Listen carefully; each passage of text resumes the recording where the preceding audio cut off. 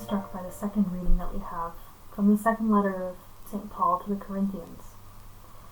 Here, Paul talks to us about a weakness that he has, something he calls a thorn that was given to me in the flesh.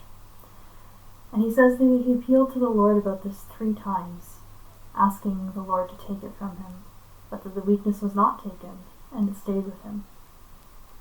And when Paul hears this, he changes his opinion about what this weakness means. And he says, I will boast all the more gladly of my weaknesses, so that the power of Christ may dwell in me. And he recognizes that whenever I am weak, then I am strong. In the Gospel, Jesus gives us an example of what it means to be weak. He goes to preach in his hometown in the synagogue, as he's preached in many other towns. But here, he is not listened to. The people don't want to hear what he has to say. They don't believe his words for them. And the Gospel tells us that Jesus could do no deed of power there, except that he laid his hands on a few sick people and cured them. And Jesus was amazed at their unbelief. So here we have an example of God himself, of Jesus, being willing to be weak for us. God is capable of doing anything, but here he allows the unbelief of the people in his hometown to stop him from doing what he wanted to do. I think that's quite a strong example of weakness for us. We all have these weaknesses in our own lives as well, and most of us are afraid of our weaknesses. We're afraid of not being capable of doing something we want to do. We're afraid of not being smart enough, of not knowing the answers. We're afraid of our fears even sometimes. We have lots of fears and lots of weaknesses. But it's when we embrace those weaknesses that we begin to find some amazing beauty in them.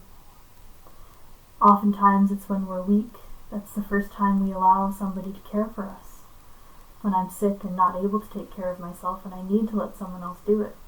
My goodness, that's hard. But it's also a grace. It's a grace to let others take care of us.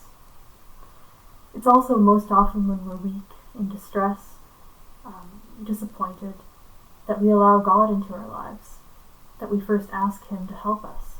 We recognize that we're not able to do all the things we want to do on our own.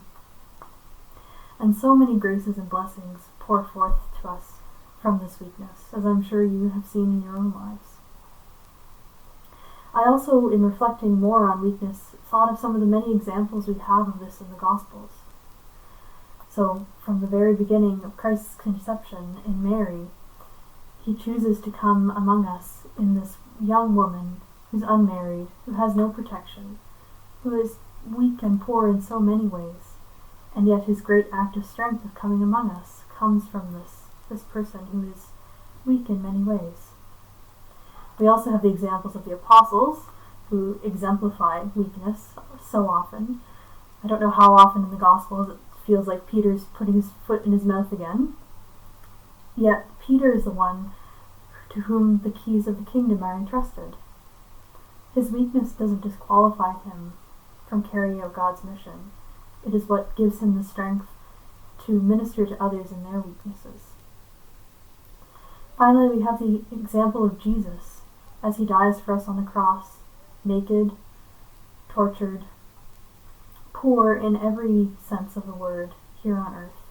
He's completely weak in earthly understanding, and yet this is his moment of greatest strength when he claims for us our salvation.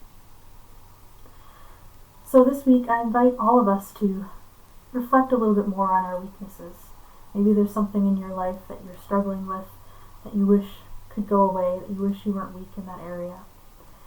And I invite you to bring that to the cross, to bring it to Jesus and ask him to show it to you in his light, to see what ways that weakness can be the source of strength for you.